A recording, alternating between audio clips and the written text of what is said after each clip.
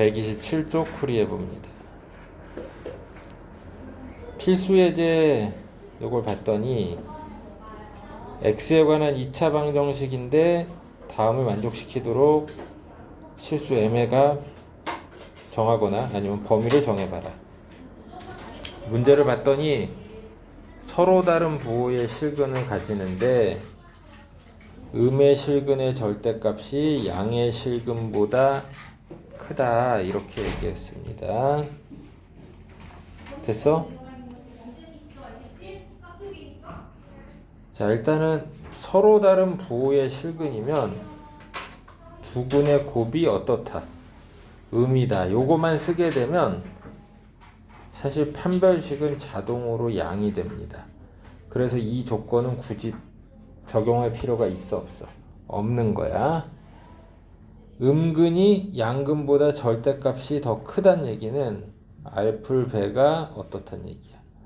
음이 됐다. 이런 얘기가 되겠습니다. 됐어요. 그치? 그럼 이제 정리를 해보면 알풀 배 먼저 써본다면 두근의 합은 근과 계수의 관계에 있을 때 마이너스 괄호 m제곱 빼기 3m 빼기 12 어떻다?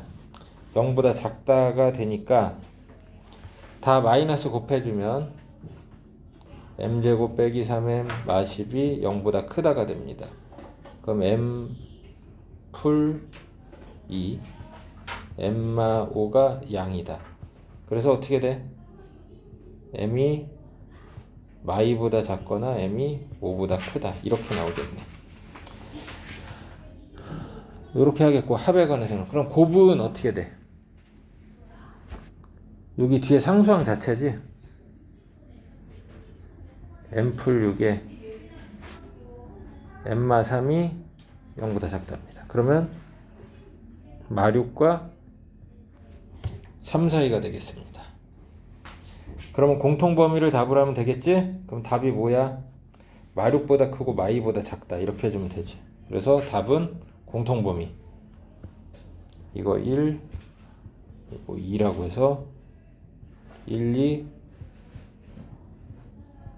공통범위인 마6보다 크고 마2보다 작다 이렇게 해줍시다. 잘 씁시다. 괄호 2번. 자, 이번에는 서로 다른 부호의 실근인데 두근의 절대값이 같습니다. 아, 그러면 일단은 서로 다른 부호의 실근이니까 아까 그 곱이 0보다 작다 때문에 마6과 m이 3 사이가 됩니다. 그치? 그런데 두근의 절대값이 같으면 두근의 합이 아까 뭐였어? 마이너스 m제곱 마이너스 3m 마 10. 그래서 인수분해해서 마이너스 해놓고 m풀이 m마 5인데 이게 얼마가 나와야 돼? 0이 나와야겠지. 그럼 마6과 3 사이의 수로는 누가 있어요? 마이가 있지? 그치? 그래서 요거만 답이 되겠네. 어? 5는 답이 돼? 안 돼? 안 되겠지? 응? 이거 기본 정석에 똑같은 문제 있었습니다. 어? 이제는 우리 학생들이 이제 충분히 풀 수 있을 것 같습니다. 바로 1번에서는 부호가 다르다고 그랬는데 음의 실근의 절대값이 더 작으니까 알파 플러스 베타가 어때야 돼? 양이겠고 알베의 곱은 음이다. 이거 두 개로 하면 되지. 판별식 필요해? 안 필요해? 어차피 곱이 음이다는 판별식이 항상 양이 되는 상황을 만든다고 그랬지. 그치? 그 다음에 두근의 절대값이 같은 여기에서는 합이 0이고 곱이 음이다. 이거 두 개 공통범위 또 찾아주면 되겠습니다. 잘 체크. 9단원 연습문제 첫 페이지 숙제였는데 7, 8번에 별표를 하겠습니다.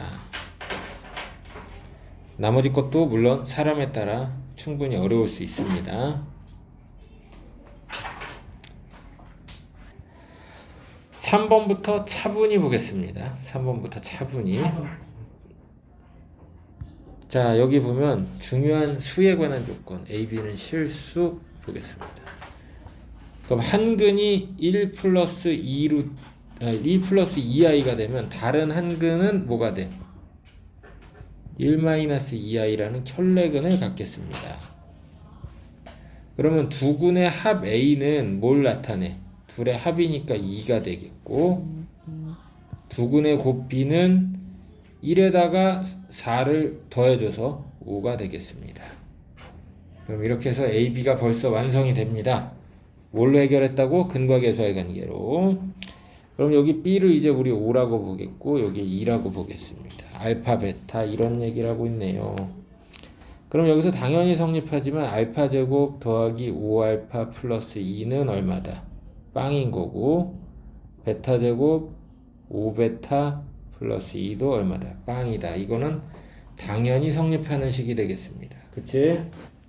자, 딴짓 하지 말고 잘 들어야 돼. 그러면 여기 봐봐. 얘는 여기 좌변의 식 알파 제곱 더하기 5알파 더하기 2에다가 2알파를 더한 거지. 그럼 이건 뭐가 돼? 그냥 2알파지. 맞아 안 맞아? 0이 되는 식에다 2알파 더 있는 거고, 얘는 뭐가 돼? 2베타. 아니지. 아니지. 5베타에서 얼마를 뺀 거야? 마이너스 7베타. 마이너스 7베타를 뺀 겁니다. 그러면 어떻게 돼요?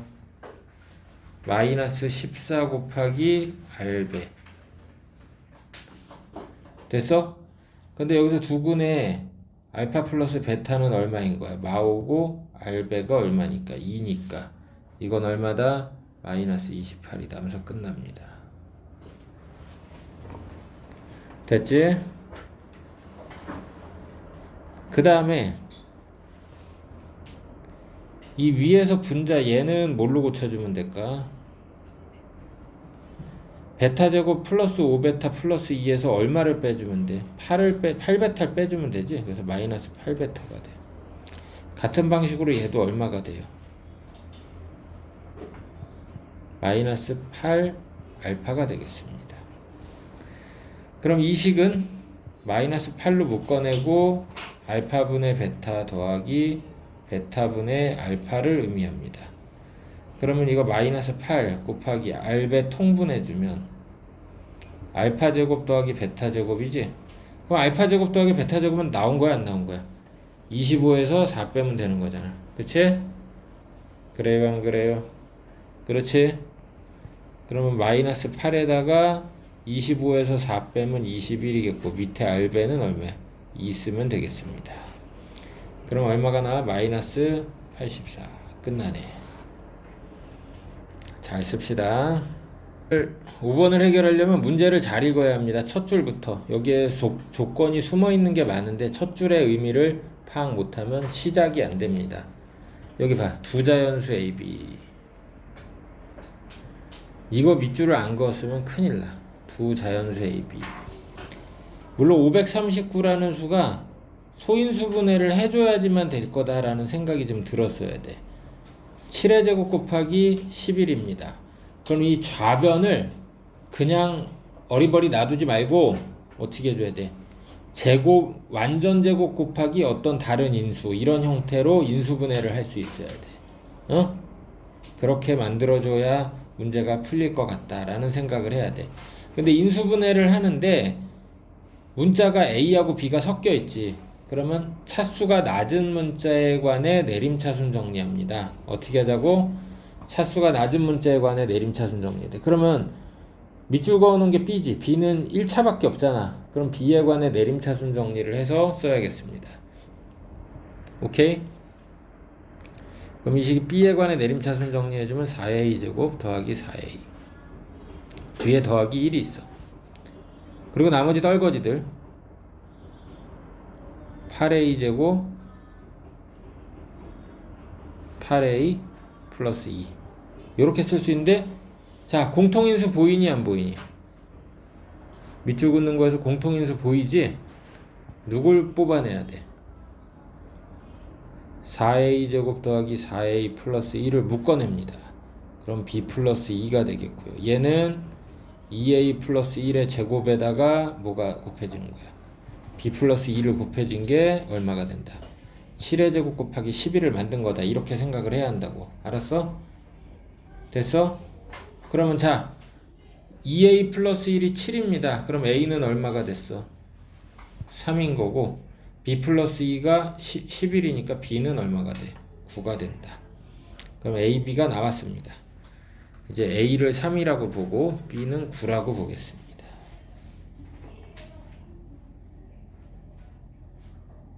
됐지? 그래서 이 fx 이퀄 0의 두 근이 알파 베타다. 이거 근의 공식 같은 거 쓰지도 말고 뭐 아무것도 하지 마. 그 상태에서 여기 물어보는 식의 값을 구해보자 라고 했습니다. 별 방법이 없습니다. 여기 f 베타 플러스 1은 x 자리에다가 베타 플러스 1을 대입하라는 얘기지? 맞아 안 맞아? 맞겠지. 베타 플러스 1 대입합니다. 그러면 베타 플러스 1의 제곱 더하기 3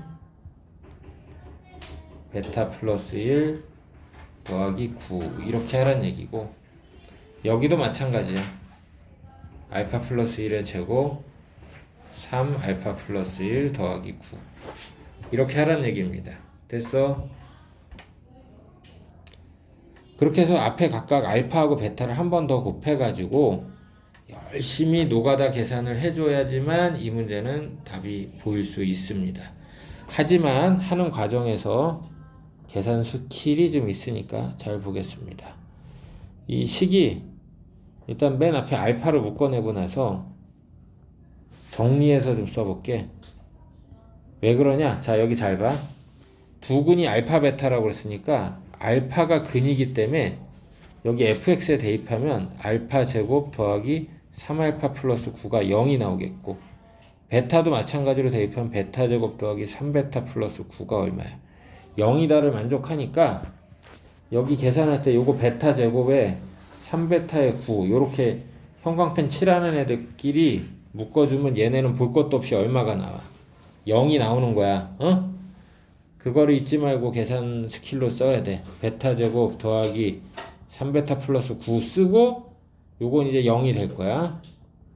그리고 나머지 떨거지들을 써줍니다. 그러면 2베타 그리고 1이 있겠고 3이 있겠고 그래서 4 이렇게 써주면 되겠네. 맞아 안 맞아? 맞지?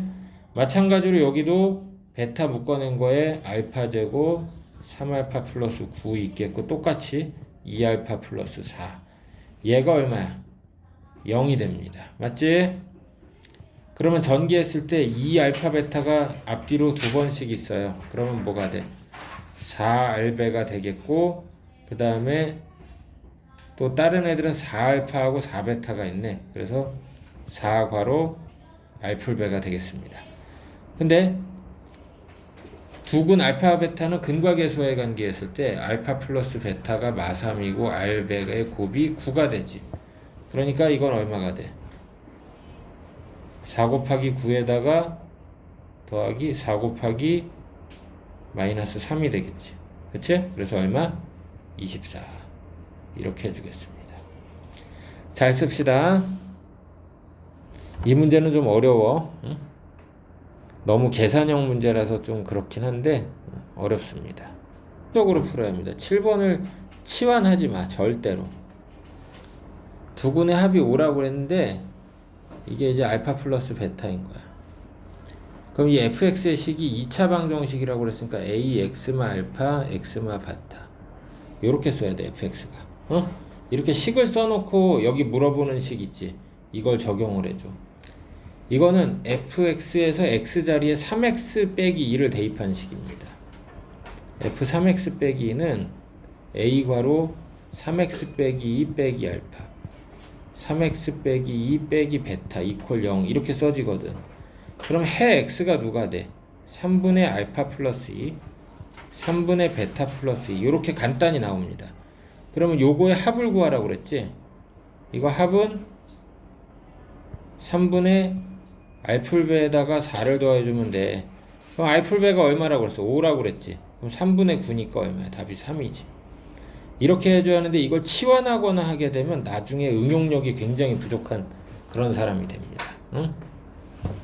절대 치환해서 풀지 마. 알았지? 그렇게 하면 정말 머리가 복잡해져. 그래프랑 같이 연계가 안 돼. 그래프 문제 풀 때 미쳐버려. 그러니까 공통수학 2 할 때 미치는 거야. 자, 8번을 문제를 읽어보겠습니다. 한 변의 길이가 6인 정삼각형이라고 그랬습니다. 한 변의 길이가 얼마라고? 6이라고 그랬어. 정삼각형이라고 그랬어. 자, 그렇게 했을 때 뭐 여기 AP의 길이하고 AQ의 길이가 같다. 그러면 결국은 여기 위에도 작은 정삼각형이 만들어진다 이 얘기야. 응? 무슨 얘기인지 알았지? AP하고 AQ가 같으니까 작은 정삼각형이 됐다는 얘기고, 또 CQ하고 CR의 길이가 같다. 여기 이렇게 같다. 이것도 밑에 중간짜리 정삼각형이 또 만들어진다. 이런 얘기입니다. 근데 여기 사각형 PBRQ 얘는 그럼 평행사변형이지. 평행사변형 넓이가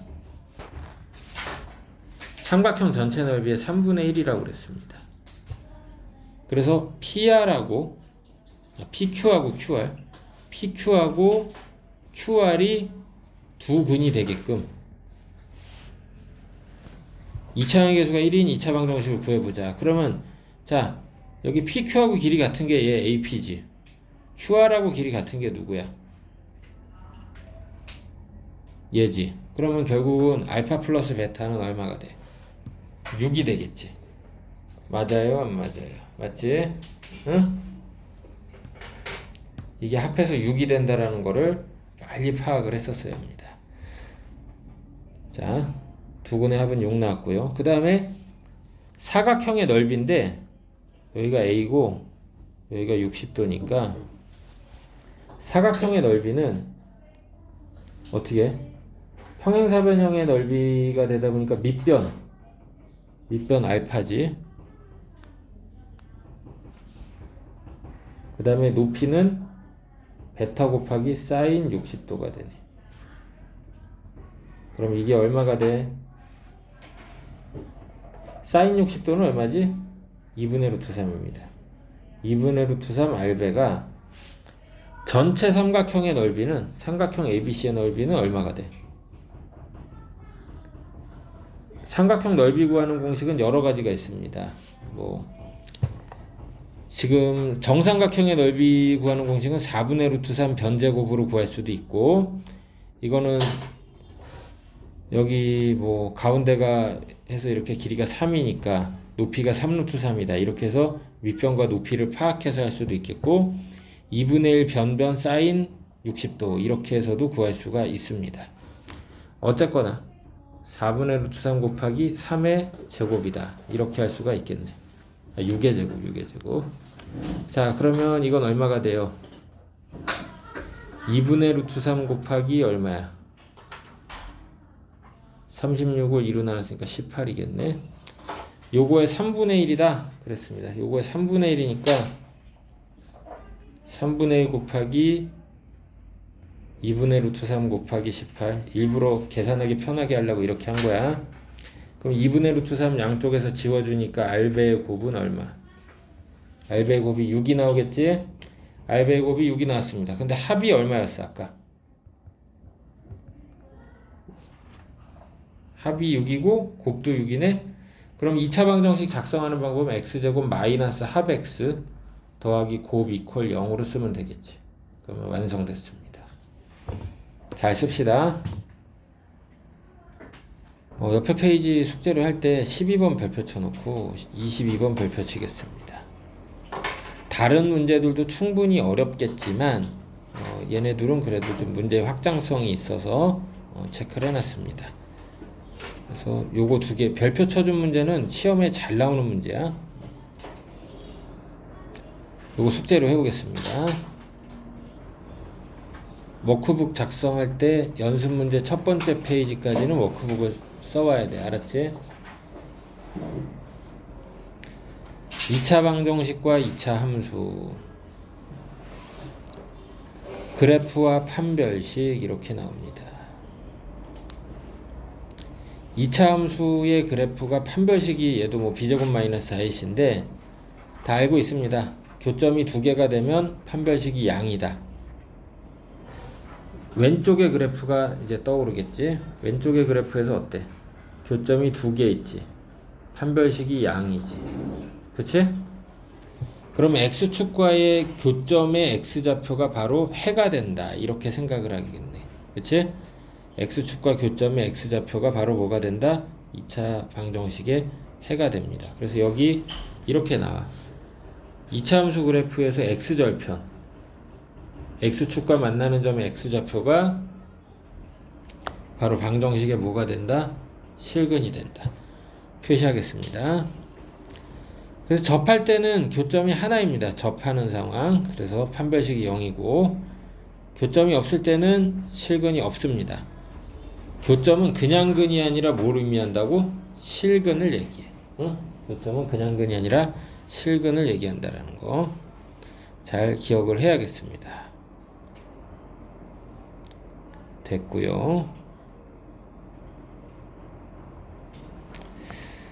자, 혹시 이거 근의 공식으로 써봤을 때 베타는 큰 근이니까 2a분의 마이너스 b 플러스 뭐라고 해줘야 돼? 루트 d. 얘는 2a분의 마이너스 b 마이너스 루트 d 이렇게 쓸 수 있습니다. 그럼 이 둘의 가운데는 뭐가 돼? 평가. 둘을 더해서 2로 나누는 거니? 둘을 더해보니까 뭐가 돼? 마이너스 a분의 b지? 그걸 2로 나누다 보니까 x는 마이너스 2a분의 b가 나옵니다. 그럼 이게 바로 뭐야? 대칭축의식인 거지? 응? 대칭축의식. 알파 플러스 베타를 2로 나눈 거. 맞지? 자, 대칭축까지 다 기억을 하겠습니다. 아직까지도 대칭축의 방정식을 기억을 못해서 문제를 미련하게 푸는 학생들이 있으면 안 돼. 그래서 이 대칭축과 그래프의 교점이 우리 꼭지점이라고 하는데, 일반적으로 실수 전체를 정의역으로 했을 때 꼭지점에서 최대나 최소가 생긴다. 그렇게 우리가 공부해서 안단 말이지. 응? 잘 씁시다. 자, 보기가 우리를 기다리긴 하는데, 보기 1번에서는 교점의 개수에 따라 판별식으로 바로 뭘 정해줘야 돼? 그 K의 범위를 정해줘야겠지. 일단 교점이 두 개다. 괄호 1번은 판별식이 양이지. 판별식 4분의 D로 가야겠네.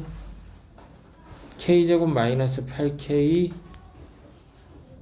플러스 15가 양입니다. 그럼 이것도 풀 때 식을 외워서 하지 말고 K 빼기 3, K 빼기 5가 양이다. 그럼 이것도 답을 낼 때 2차 부등식 풀 때 원칙적으로 이렇게 K축이 이렇게 있어서 교점이 두 군데가 있다. 3과 5더라. 근데 양이 되는 범위가 왼쪽 위, 오른쪽 위지. 그러면 K의 범위를 뭐라고 해줘야 돼? 2차 함수의 그래프가 지금 0보다 크게 되는 부분이잖아. 그래서 K가 어떻다? 3보다 작거나 5보다 크다. 이런 식으로 하는 겁니다. 알았지? 그럼 접할 때는 판별식이 0이니까 3하고 5가 되겠고, 마지막으로 만나지 않는다 그러면 판별식이 음이 돼야 하니까 음이 되는 범위는 어디야? 이 그래프에서 K에 관한 2차 함수에서 밑에 부분이지. 그래서 3과 5 사이다. 이렇게 답을 해야겠습니다. 마지막으로 보기 2번에 실수 K에 관계없이 접한다. 그럼 이거 다른 단원에서 기본 문제로 있었던 문제야.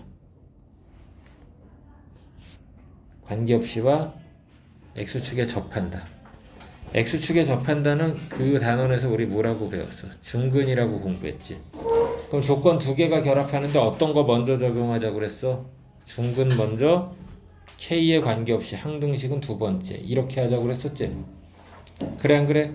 그래서 연구 풀이를 보니까 4분의 D가 0이다 해가지고 4분의 D를 적용했더니 어때? K에 관한 항등식이 되지. 그치? 그래서 앞에 부분이 어떻게 돼야 돼? 여기가 0으로 죽어야 한단 말이야. 그래서 A가 1이 된다. 이렇게 보면 되겠지. 뭔 얘기인지 알겠지? 잘 씁시다. 자, 어드바이스 2는 이미 설명을 했습니다. 기본 문제가 있는데, 필수 예제가 있는데, 자, 여기에서 이런 얘기하고 있습니다. 세 포물선 중 하나만 X축과 만난다. 그러면 각각 만날 수 있는 범위를 구해줘야 돼. 각각의 경우에서 만날 수 있는 범위를 구해줘서 각각의 범위를 표현을 해봤는데 A의 범위를 표현했는데 이건 하나만이야. 그러면 X축을 한 번만 덮고 있는 범위를 찾아줘야 돼. X축을 몇 번 덮는 거? 한 번만 덮는 거. 그 다음에 여기는 적어도가 들어갔어. 적어도 하나는 X축과 만난다. 그러면 만날 수 있는 범위를 모두 아우르는 거. 어느 하나만 만나도 좋으니까 만날 수 있는 범위를 모두 아우르는 걸 해줘야 합니다. 계산 문제라서 그냥 이건 선생님이 여기 답안에 나와 있는 걸 좀 참고하겠습니다. 여기 봐봐. 세 개의 이차함수가 있는데 판별식이 0 이상인 범위를 구해봤더니 첫 번째는 y2야 2 이상, 두 번째는 마3이야 0 이상, 세 번째는 1 이상 3 이하야. 이걸 여기 수직선을 일단은 각각의 1, 2, 3번이라고 해서 다 구했어. 1번은 어떻다고 그랬어? 수직선을 한 번만 덮는 범위지. 1번은 어떤 범위? 한 번만 덮는 범위니까 여기지. 그 다음에 여기지. 그래 안 그래? 딱 한 번만 덮는 범위. 그러면 마3보다 크고 마2 이하다 이렇게 해줘야겠고 0 이상이고 1 미만이다 이렇게 해줘야겠지. 근데 2번은 뭐라고 그랬어? 적어도 만난다. 적어도 하나는 만난다. 그러니까 수직선을 한 번만 덮어도 되고 두 번만 덮어도 되고 세 번만 덮어도 되니까 덮는 범위 다 체크해주면 돼. 그러면 안 만나는 데가 여기잖아. 그치? 요 가운데를 제외해서 마이너스 2 이하 0 이상이다. 이렇게 답을 체크하면 되겠다 이 얘기야. 알겠지? 자, 그래서 유제는 숙제로 풀어보겠습니다. 자, 이번 시간 여기서 마칩니다.